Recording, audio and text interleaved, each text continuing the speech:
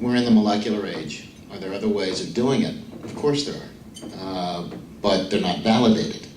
And this is one that you've heard about since probably 2002 from the Boston group using gene expression ratios. You look at a gene or a couple of genes and you look to see whether they're up or down, and you can do this on small tissues and you have very, very high accuracy. The only problem is that you got to have good quality RNA to do this. So is this now validated to a certain extent in fresh frozen tissue? What about formalin tissue that y'all work with? I haven't seen that it's been validated in that, and that's what we use all the time.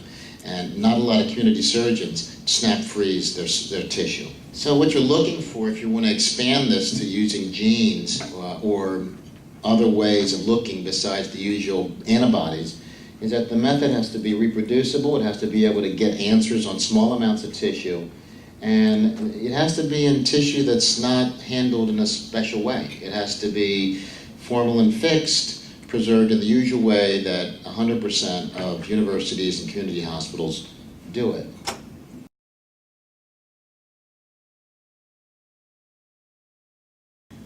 And microRNA, which is a form of the genome that was thought to be junk, it was thrown away because, you know, RNA codes for proteins. Well, this they didn't think coded for protein, and it doesn't.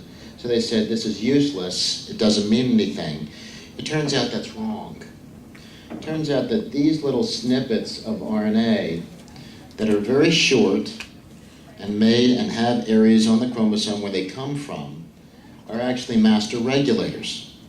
They combine with complexes here that actually inhibit other RNA strands from making protein. So these are acting like what you've heard of tumor suppressors.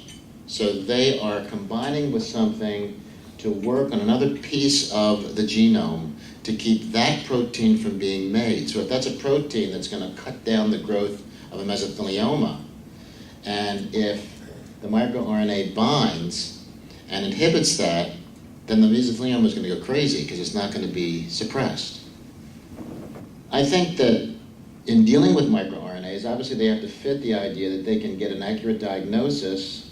They have to be able to potentially be used for early detection, which is key for this disease. I don't have to tell you that the ones that live the longest are the early detected ones. Maybe we can find out who's good and bad actors using these type of biomarkers, of which microRNA may be one. Classification of histotypes, which we'll get into in a minute. And then maybe even deciding what type of treatment the patient should get. So all these are the characteristics of a biomarker that we're looking for all sorts of things in tumors, not only mesothelioma.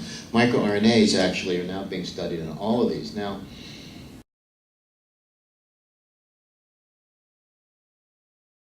there are differences in microRNAs between tumor tissue and normal tissue. So if you take patients that you operate on and you compare their microRNAs to microRNAs from matched mesothelium, meaning peritoneum from those patients that doesn't have mesothelioma, so these are matched pairs. There is great differences between the two. What does that mean? Maybe you can find something that's different in the meso that maybe is in the blood that comes from the tissue that then you could use as an early detection marker in the blood.